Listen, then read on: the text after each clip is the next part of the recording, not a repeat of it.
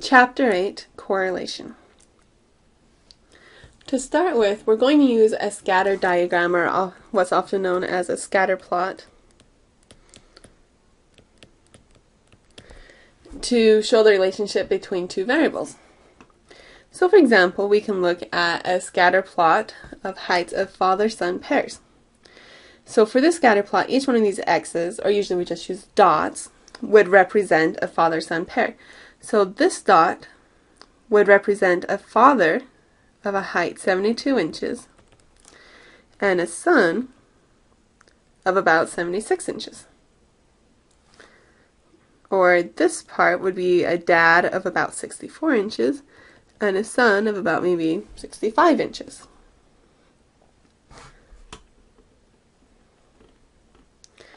When we're graphing our scatter plots, the independent variable is plotted on the x-axis. The dependent variable is plotted on the y-axis.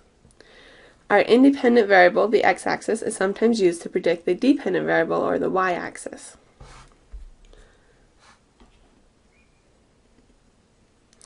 So we can look at a scatter plot of the speed and stopping distance of 1920 cars. So for this example, we probably want to try and use speed to predict the stopping distance. So how fast you're going would affect how long it takes you to stop.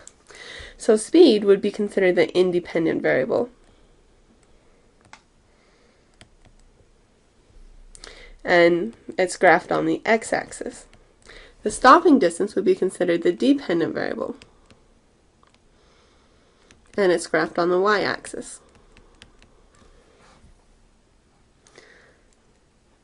So you can see each one of these dots represents a speed of one car and then the stopping distance of that car. When we look at our scatter plots, we can go through and we can try and categorize the associations that we see. So we can categorize it as first either strong or weak. So strong would mean that the points are close together.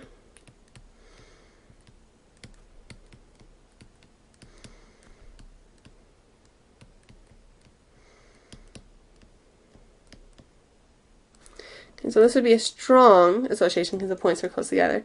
This would be a weak association. We can also classify it as positive or negative. So this would be a positive association, which means it has a positive slope. So if you read from left to right, the points are kind of going up. That makes a positive slope. Or negative association, which just means a negative slope.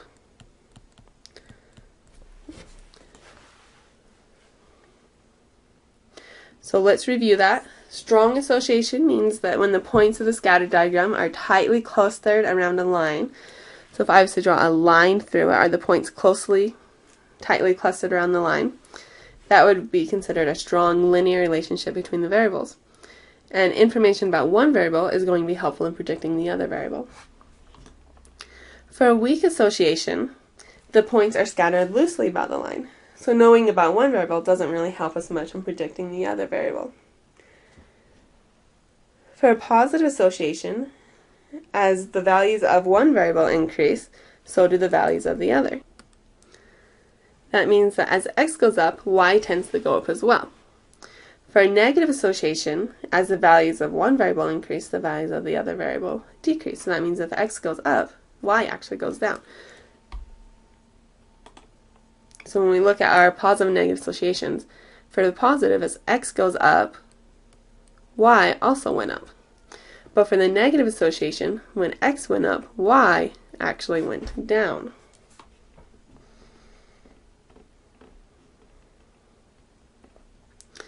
Now, just as a note, association does not imply causation. So for example, 60, in children, shoe size and reading ability have a strong positive association. A strong positive association means that if you have your shoe size and you have your reading ability, then that means if you were to draw a line, the points are closely clustered around the line and it's positive, so it has a positive slope. So it seems that as shoe size is going up, then reading is going up as well. However, does higher shoe sizes cause higher reading abilities? No.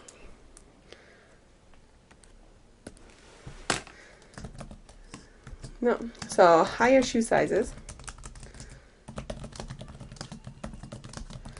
don't cause higher reading ability. Instead, age is a confounding factor that affects both shoe size and reading abilities. Because as you get older, you have bigger feet and you can read better. So the shoe size is not affecting reading at all, even though we had this very nice line with points close to the line.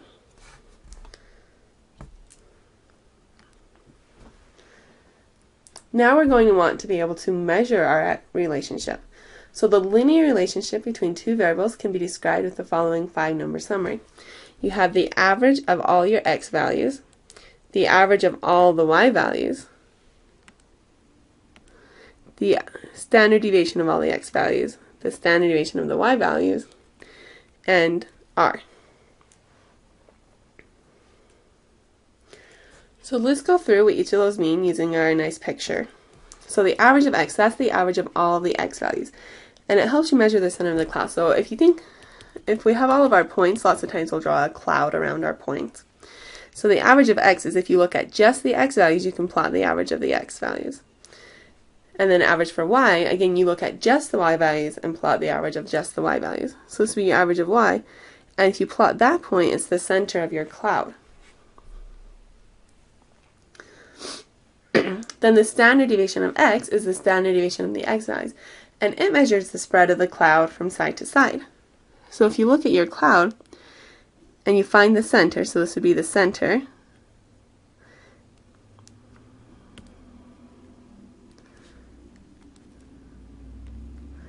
the center would be the average of x, and you go out 2 standard deviations in either side, that's going to contain most of your points. About 95% of your points should be within 2 standard deviations of the average. And then for the standard deviation of the y values, that measures the spread of your cloud from top to bottom. So this point would be the average of y. And if you go up or down 2 standard deviations, that should include most of your points. And r, the correlation, measures how close your points are to the line, and we'll talk more about that. The point of average is just this point, that is the average of y and the average of x.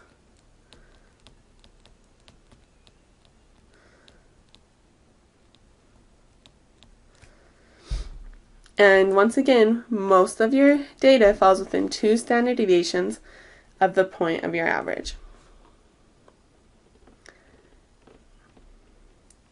Now correlation. So our correlation coefficient r measures the strength of our linear association between two variables. So here's a few different r values. With r equals -1, our points are exactly on a line. So you can't even see, but these are points, they're just falling exactly on the line.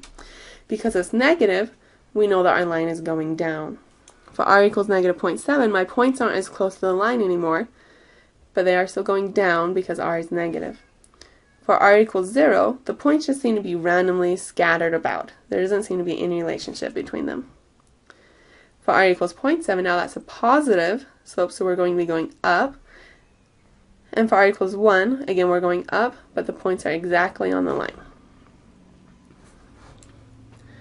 So a few notes, r is always between -1 and 1. R equals -1 if the points aren't in line with a negative slope. R is 1 if the points aren't in line with positive slope. And r is 0 if there's no linear relationship. So the points just seem to be randomly scattered about. So then let me ask you, would the correlation between the number of minutes spent exercising per week and your weight be positive or negative? Weak or strong? And explain. So here's the number of hours you exercise per week. Here's your weight. And which way do you think that this relationship would go? I think that overall it would go downward. So the more you exercise, the less your weight should be, right? So I would say overall it's probably negative. But then is this weak or strong? I would guess it's probably weak.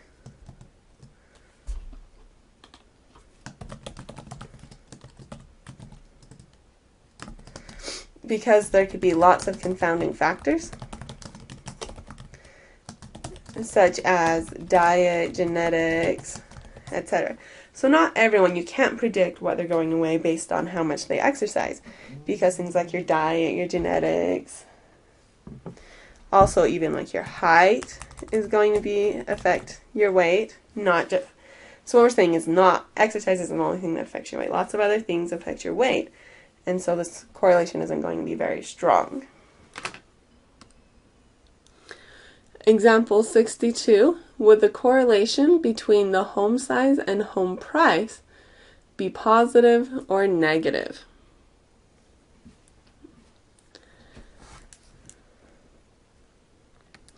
So when I look at this one, I might say, okay, I might use the size of the home to predict the price of the home. And if I was going to do that, I would say that the bigger homes probably cost more money, right? So this would probably be a positive association. And that's if I'm trying to use the price. Sorry, I'm trying to use the size to predict price. But as someone pointed out, maybe that's not the way we want to do it.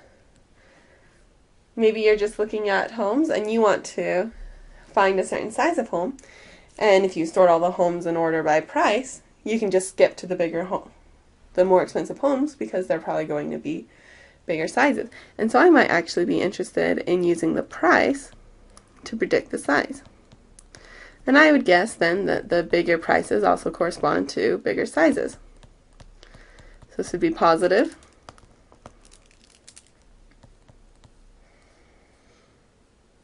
And we are trying to use price to predict the size.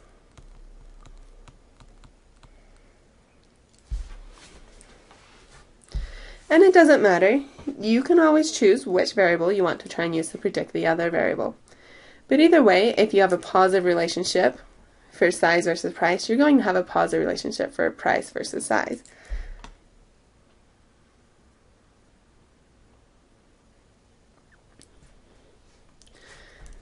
Here are some more scatter plots with their correlations, just so that you can have something to visualize. So here's a correlation of 0, 0.4, 0.6, 0.8, 0.9, and 0.95. Notice that as r gets closer and closer to 1, our points are getting closer and closer to the line. And then let's look at some negative correlations. So negative 0.3, negative 0.5, negative 0.7, negative 0.9, negative 0.95, and negative 0.99. So once again, as our correlation gets closer and closer to negative 1, our points get closer and closer to a line. But because this is negative, it does mean that my points are going down. We have a negative slope. Okay, how do you actually compute the correlation? We're never going to do it by hand. We let the computer do it. But how does the computer do it? If you're interested, first the computer finds the average and the standard deviation of the x values and the average and standard deviation of the y values. Then it converts the x values to standard units, converts the y values to standard units. Remember, how do you find standard units? It's x minus the average of all your x's divided by the standard deviation of all your x's. Then they multiply the standard units for each x and y pair. So then we times it by y minus the average of y over the standard deviation of y. And then you do that for all the pairs, and then you find the average of all those values. But again, we're never going to do that by hand. It would just take way too long. So we let the computer do it.